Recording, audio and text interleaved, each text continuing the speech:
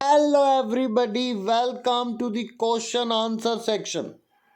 आज हम बात करेंगे क्वेश्चन आंसर की। Chapter 1 the portrait of a lady. पहला क्वेश्चन, पेज नंबर 3 पे आपको क्वेश्चन मिलेगा। एक्सप्रेशन है।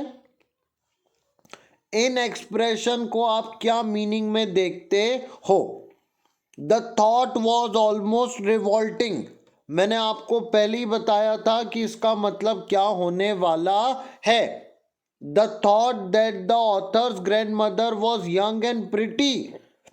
बोलती थी ना, बोले मैं पहले बहुत सुंदर थी। मतलब लोग बोलते थे कि तुम्हारी दादी कुशान को, कि कुशवान सिंह तुम्हारी दादी पहले बहुत अच्छी थी। ये कुशवान के मन में डाउट लेके आता है और कुशवान इसको बिलीव नहीं कर पाता।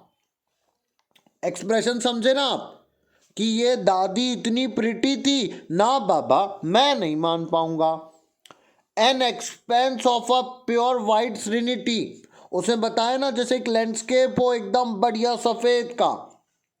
It refers to the calm, peaceful and a scenery character and conduct of the author's grandmother. Author की ग्रैंड मदर एकदम शांत गंभीर ऐसी थी। She is compare to a peaceful winter landscape in the mountains. जैसे पहाड़ रहता ना एकदम शांत, ऐसे ऑथर की ग्रैंड मदर की तुलना की गई है। A turning point, it refers to the point where the author's relationship with his grandmother changed drastically.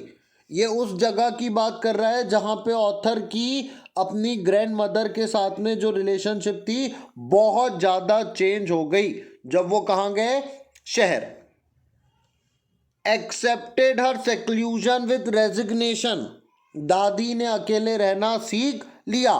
This shows that author's grandmother passive submission to her secluded life after she gradually loses touch with her grandson. ये बताता है कि दादी को जब पता चला कि अभी लड़का लड़का मतलब वही पोता नाती इसके साथ अब मेरी नहीं बनना है, तो दादी चुपचाप एकांत में रहने लगी। अ वेरिटेबल बेडलम ऑफ चिरपिंग, ये जो नॉइ बोलते ना, सत्य में ऐसा होता था। वेरिटेबल का मतलब ही होता सत्य। It refer to the noise, confusion and chaos caused by chirruping of the sparrows scattered and perched around the author's grandmother। ये बताता है किस तरह से इतनी सारी चिड़ियाओं के चू चू चू चू करने से कैसा उनके घर में हंगामा खड़ा हो जाता था। फ्रीवोलियस रिब्यूक्स, फ्रीवोलियस रिब्यूक्स का मतलब होता है ज्यादा सोच विचार नहीं करना, बिल्कुल अपने हल्के मन से काम कर दो। It refers to the casual and light hearted rebukes of the grandmother to the sparrows. Grandmother sparrow के बारे में ज्यादा विचार नहीं करती थी, मतलब अगर वो आके अपने ऊपर बैठती भी है तो वो ज्यादा लोड नहीं लेती थी। The sagging skin of the dilapidated drum, it points to the shabby and deteriorated condition of the drum। अब वो ऑथर बोलता है ना, दादी ने एक पुराना सा ढोल लाया और उसको पीटना शुरू किया, तो वो यहाँ पे बताता है सैगिंग स्किन, यानी बेकार था वो, जो चमड़ा था ना उसका ढोलक का वो फट गया था। हाँ, फटा ढोल, सही बोल रहे हो राजा, सही बोल रहे हो, फटा ढोल। let's come to the question answer. Mention the three phases of author's relationship with his mother before he left the country to study abroad। Abroad जाने के पहले कुशवंत और उसकी दादी के संबंध बताना। देखना, इसको 3 फेसेस में देखेंगे अपन, 3 फेसेस रहेगा। The 3 faces of authors relationship with his grand mother abroad जाने से पहले। सबसे पहला phase, first phase was the period of the authors early childhood. सबसे पहले यहाँ पे किसकी बात करता है, ऑथर के बचपने की। इस फेज में क्या होता है, वो अपनी दादी के साथ रहता है गांव में। ग्रैंड मदर उसकी केयर करती है, waking him up and get him and ready for the school. Both shared a good friendship with each other. पहला फेज गांव का है, कुशवंत और दादी दोनों साथ में रहते हैं, मजे से रहते हैं गांव पे। दादी उसको उठाती है, तैयार करती है, दोनों बढ़िया स्कूल जाते हैं। दादी स्क्रिप्चर पढ़ती है, कुशवंत अल्फाबेट पढ़ता है, प्रीस्ट पढ़ाता है। Second phase was the time when the author and the grandmother moved to the city to live with author's parents. This was a turning point in the friendship because now they saw less of each other. Second phase अब village से आ जाते हैं city पे। ये थोड़ा turning point रहता है क्योंकि अब दोनों एक दूसरे को नहीं देखते हैं और यहां से कहानी में आता है twist. Third phase was the time when author join university. Village से सिटी, सिटी में ही पढ़ लेता है वो university. He was given a room of his own, अब उसको खुद का कमरा दे देते हैं। And the common link of their friendship was snapped, और वो दोनों जो एक कमरे से जुड़े थे वो टूट जाता है। The grand mother turns two wheel spinning, अब दादी बोलती है हटाओ किलकिल, चलाओ चरखा, चलाओ चरखा, चलाओ चरखा। And reciting prayer all day long, she accepted her seclusion with silence. दादी समझ गई अब अकेले रहना है। जिसको समझ में नहीं आया देखो, पहला फेज है विलेज का जहां पे दोनों बहुत अच्छे से रहते हैं। Grandmother use to wake him up, get him ready for the school. आप अपनी भाषा में लिख सकते हो, 11th क्लास में पढ़ रहे हो, you have little bit knowledge of the English, with the help of that knowledge you can write the answer in your own language. आप क्रक्स को समझो, विलेज में दोनों की दोस्ती थी, बहुत अच्छी थी। Waking up, get him ready for the school, learn scripture. Second was city, यहाँ पे they saw less of each other. Now author is busy in his own school life, he is learning foreign language और English और western science, ये सब सीख रहा था। Third was the phase of university, जहां पे ऑथर को एक खुद का रूम दे दिया जाता है और फिर उनका कॉमन लिंक स्नैच हो जाता है। 3 रीजन, 3 कारण बताओ जो ग्रैंड मदर को डिस्टर्ब करता है। पहला, author's grandmother was unhappy after knowing that the things taught to him at school were related to western science. पहली चीज जो दादी को दुख देती है वो है वेस्ट साइंस, अरे बाप रे, and learning. Secondly, she did not believe such thing were taught in the new school, उसको विश्वास ही नहीं हुआ कि अरे भाई ये क्या पढ़ा रहे हैं। She was disturb as there were no teaching about God, भगवान के बारे में कोई बात नहीं, स्क्रिप्चर्स ग्रंथ के बारे में कोई बात नहीं। पहली चीज उसको दुख देती है वेस्टर्न साइंस एंड लर्निंग। दूसरी चीज no teaching about God and scripture. Third, she was unhappy with the idea of music. ऐसे याद कर लोगे तुम आंसर, बोलो म्यूजिक, अरे बोलो म्यूजिक। पहली चीज क्या दिक्कत देती है, वेस्टर्न साइंस। दूसरी चीज क्या देती है, नो टीचिंग ऑफ गॉड। और तीसरी चीज music lesson. She consider music suitable only for the people with low dignity. बहुत अच्छी बात बोली, दादी को ऐसा लगता है म्यूजिक लो डिग्निटी, मतलब समझ सकते हो आप। The disapproval of the grandmother was visible in her silence. चुप्पी साध ली थी दादी ने, कुछ नहीं बोली दादी। आंसर याद कराऊं, मेरे साथ बोलो, बोलो 3 चीज जो दादी को डिस्टर्ब करती है, पॉइंट बना के लिख देंगे। पहली चीज जो डिस्टर्ब करती है वो क्या है, आप चाहो तो वेस्टर्न एजुकेशन भी लिख सकते हो राजीव, वेस्टर्न साइंस पहली चीज। दूसरी चीज जो उनको डिस्टर्ब करती है वो क्या है, no teaching about God and scripture, ठीक है। और तीसरी चीज जो बात करती है वह है म्यूजिक लेसन, ठीक है। याद हुआ, बिल्कुल। 3 फेस, वो 3 फेस आप ऐसे याद कर लेना। एक विलेज का याद कर लेना, विलेज के बाद में फिर याद कर लेना सिटी, और सिटी के बाद में याद कर लेना यूनिवर्सिटी। चाहो तो 4th फेज याद कर लेना, when the author goes to abroad, ठीक है। Which language author grandmother use while talking with each other. आपको क्या लगता है ऑथर की ग्रैंड मदर कौन सी लैंग्वेज यूज करती है। The author and his grandmother might use their mother tongue, अपनी मातृभाषा की बात करेंगे, to do conversation with each other. 2 लोगों को ईच अदर से बताया जाता है, 2 से ज्यादा को वन अनदर से बताया जाता है। पंजाब को बिलोंग करते हैं सिंह साहब अपने, Khushwant Singh. The language might be Punjabi.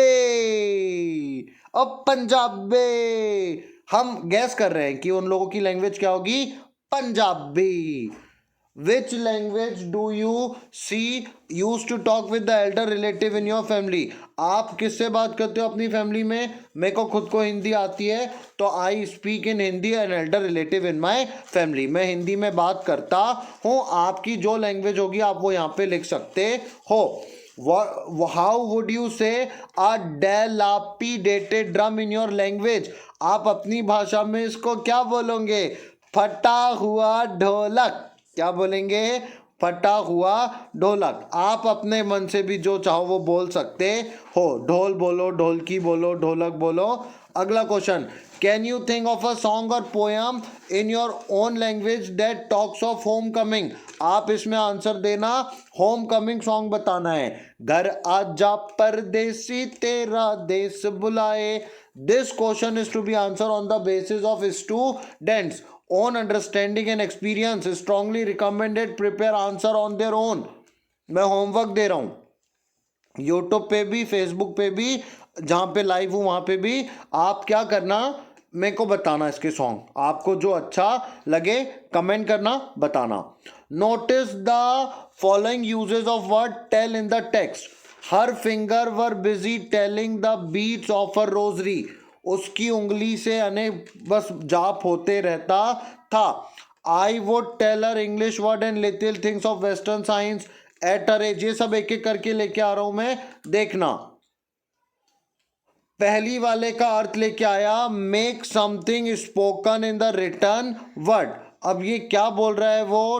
Tell in the text. Notice the word tell in the text. यहां पर सब में टेल वाला जो वर्ड है उसकी आपको बात बताना है, कैसे आ रहा है। Her fingers were busy telling the beats of the rosary.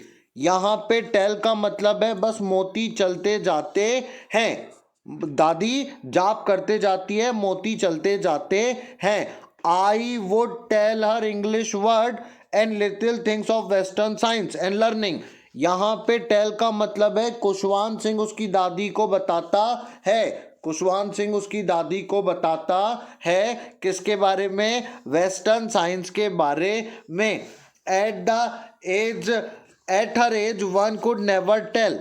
उसकी उम्र में कोई बता नहीं सकता। At her age one could never tell मतलब उसकी उम्र में कोई कह नहीं सकता। She told us that her end was near. दादी ने कहा कि अब उनका अंत करीब आ चुका है। Given below 4 different. यहां पे अलग अलग वर्ड है, वो बस वही बोल रहा है, इसका कुछ करने का नहीं है, इसका कुछ भी करने का नहीं है। आपको बस समझना है कि टेल के अलग अलग अर्थ निकल रहे हैं, वही टेल के आ रहे हैं। Match the meaning of uses listed above. Make something non spoken in return word. इसका मतलब होता है टेल। किसी को बता ना, वो भी कहलाता है tell. Count while reciting. Count while reciting का मतलब होता है telling the beats of the rosary. Be sure मतलब how could anyone tell. Give information to somebody, इसमें हो रहा है ये। देखो अब बताएगा, make something known to someone in the spoken or written word. यहां पर किसी को समझाना है ना, तो ये यहां पे ये वाला सेंटेंस आएगा, I would tell her English words. यहां से उसको समझा रहे हैं ना अपन, तो यहां पे वो वाला आंसर आएगा, little thing of western science. किसी को समझा रहे हैं तो ये आएगा, ठीक है। काउंट वाइल रिसाइटिंग मतलब बोलते भी जाना और गिनते भी जाना। Her fingers were busy telling the beats of her rosary. माला गिन रही है। Be sure at her age one could never tell मतलब कोई अब गारंटी थोड़ी है कब तक चलेगी दादी। Give information to somebody, she told us that her end was near. यहां पर टेल का अर्थ होगा कि वो आपको जानकारी दे रही है। समझो ध्यान से वो चारों में क्या क्या बोल रहा है। काउंट वाइल रिसाइटिंग का अर्थ होता है telling the beats of a rosary. Be sure, one could never tell. Give information to somebody. She told us that her end is near. यहां पर वो इंफॉर्मेशन दे रही है tell से, शब्द वही है, प्रयोग अलग अलग हो रहे हैं, वही वो बताना चाह रहा है. Mention 3 ways in which the author grandmother spent her days after he grew up. जब खुशवंत सिंह बड़े हुए तब दादी क्या करती है ये आपको बताना है. The author's grandmother accepted her seclusion with resignation. Grandmother को समझ में आ गया कि अब अपने को अकेले रहना है. She spent her day of loneliness by engaging herself in wheel spinning. वो क्या करती है, चक्रा चलाती है. गांधी जी वाला चरखा चलाती है. चरखा भी बोलते हैं इसको, चरखा भी स्पाइनिंग, चरखा. Activity reciting prayers and feeding the sparrows. अच्छा काम करती है दादी, चिड़िया को दाना खिलाती है और चरखा चलाती है. अगला क्वेश्चन, एक सेकेंड, अगला क्वेश्चन बोलता है मेंशन करके था. Mention the odd ways in which authors grandmother behave just before she died. अगर आपने लेसन पढ़ा है तो आपको पता चलेगा मरने के पहले दादी ने ड्रम लाया और पीटना शुरू किया. She had omitted to pray नहीं किया. She was not going to waste any more time. बोले अब मैं एक भी टाइम वेस्ट नहीं करने वाली हूं. Talking to us, she lay peacefully in bed praying and telling her beads. बोले मैंने कल प्रार्थना नहीं की, अब पूरे टाइम में प्रार्थना करूंगी. Even before we could suspect, हम कुछ सोचते. Her lips stop moving and the rosary fell from her lifeless fingers. आखिरी समय भी माला हाथ में थी और जाते जाते वो जप करते हुए गई. Mention the way in which sparrow express their serow. बहुत बड़ी बात, चिड़ियाओं ने भी विलाप किया था. देखो कैसे. The author's grandmother shared a unique bond with sparrows. दादी का चिड़िया के साथ बहुत गजब का फाउंडेशन था. She seemed at her happiest self. उनके साथ उनको बहुत खुशी मिलती है. While feeding the sparrow, the day the author's grandmother died, thousands of sparrows sat scattered around her dead body. हजारों चिड़िया उसकी डेड बॉडी के पास आई थी. They sat there in utter silence. एकदम चुपचाप बैठी थी चिड़िया. बहुत बड़ी बात है ये. पक्षियों को भी सब समझ में आ जाता है क्या हो रहा है. Morning the death of the grandmother, वो भी रो रही थी चिड़िया भी. They took no notice of the bread. और बड़ी बात, खाना तक के नहीं खाया. जैसे अपने साथ होता ना, कोई अपना प्यारा सा चला जाए तो अपने से खाना नहीं जाता, चिड़ियाओं से भी खाना नहीं किया. Calms thrown at them and flew away silently after the body was carried for the final rites. जब दादी को ले जाने लगे तो चिड़िया भी पूरी उड़ गई. Next morning the breads come were swept away into the dustbin by the sweeper. अगली सुबह उस रोटी को स्वीपर ने डस्टबिन में डाला. The author's grandmother was a religious person. What are the different ways in which we come to know? हमें कैसे पता चलता है कि ऑथर की जो ग्रैंडमदर है वो रिलीजियस है. देखो, सबसे पहली बात, the author's grandmother was a religious lady with a kind heart. She moved about in her house telling the beads of her rosary. धार्मिक होने का पहला संकेत, हमेशा दादी माला जपती थी. Her lips constantly moved in inaudible prayer. हर वक्त वो एक अनसुनी प्रेयर करते रहती थी जो सुनाई भी नहीं आए और चलती है. अजपा जाप बोल सकते हैं, मंत्र जपते रहती थी. She said her morning prayer in monotonous sing song. सुबह की प्रार्थना मोनोटोनियस एक ही राग में करती थी. Hoping that the author would learn it by heart. ये उम्मीद के साथ कि ऑथर खुशवंत सीख जाएगा. Every day she went along with the author to his school and sat in the temple that was attached reading holy books. आप ऐसे ही याद कर लोगे. देखो, दादी सबसे पहले माला जपती थी, कुशवांत को भी प्रार्थना याद कराती थी, मंदिर में जाके वो होली बुक्स पढ़ती थी. She believed in the teaching about gods and scripture and did not like her grandson was not taught about them. वो चाहती थी कि बच्चों को भी भगवान के बारे में पढ़ाया जाए. Gradually she turn to reciting prayer throughout the day. Before dying she stop talking to family member and turn to prayer and counting the beads. मरने के पहले बहुत बड़ी बात है. देखो, 24 घंटे वो प्रार्थना करते करते गई. Describe the changing relationship. ये तो आप ऐसे ही बता सकते हो क्या क्या चेंज आ गया था. वही विलेज, फिर सिटी, फिर यूनिवर्सिटी, फिर abroad. The story describe the entire phase of relationship share by the author and his grandmother. In his early childhood strong bond. Early childhood में कैसा बॉन्ड था? Strong bond with his grandmother. However that tie of friendship loosen a little when they both shifted to his parents city house. पहले बहुत अच्छा था, पर जैसे ही city house में जाते हैं दिक्कत आती है. She no longer accompanied him. अब दादी उसको स्कूल नहीं छोड़ती. And could not help him with his lesson.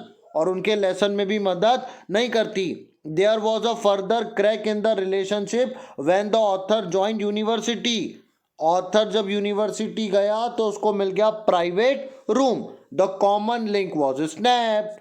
पहले बहुत अच्छा बाउंड था, यूनिवर्सिटी गया जब तो पूरा चेंज आ गया.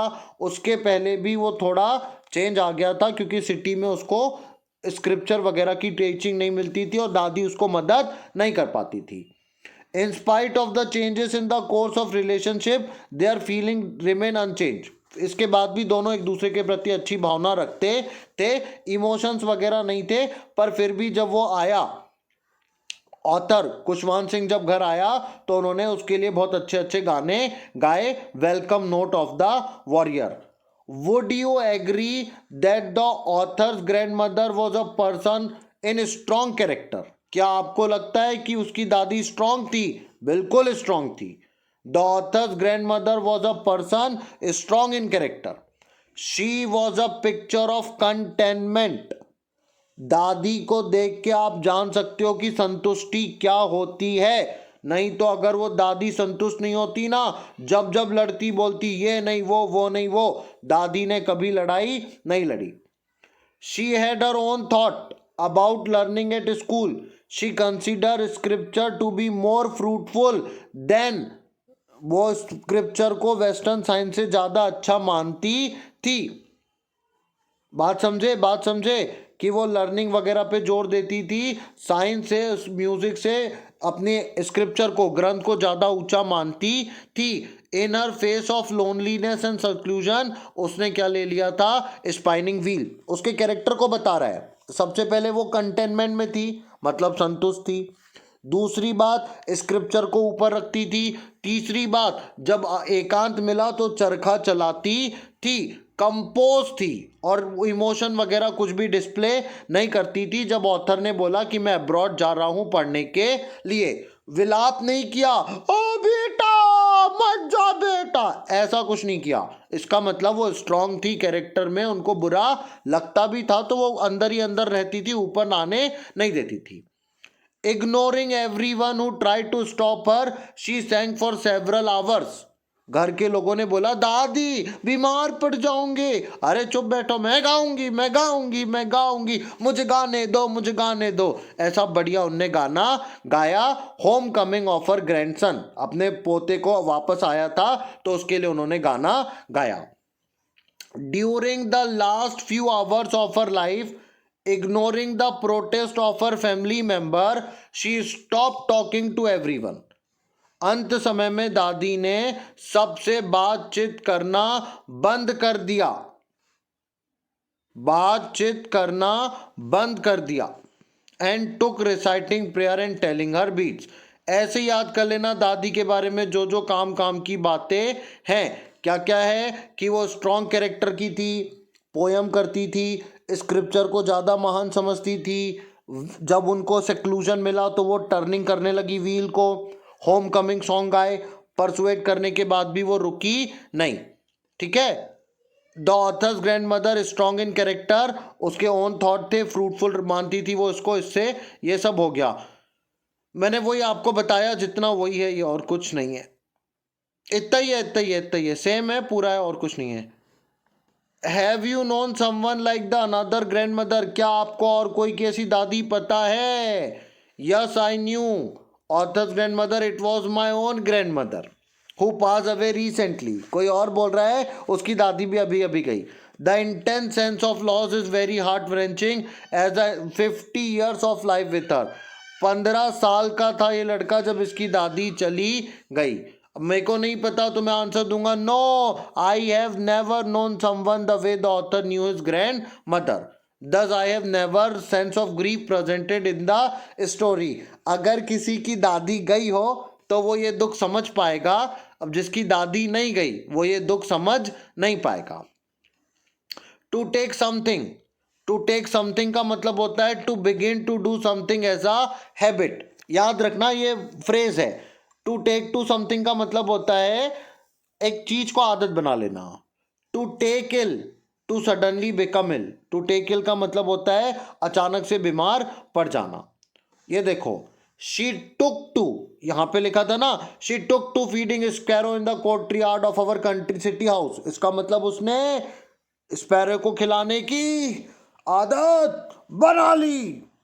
This phrase refer to the daily activity. ये बताता है, ये फ्रेज बताता है कि ग्रैंड मदर ने रोज ये काम करना शुरू कर दिया। The next morning she was taken ill, इसका मतलब होता है सडनली वो बीमार पड़ गई, पड़ गई, पड़ गई। हो गया, हो गया, हो गया। Thank you very much for cooperation. हो गया।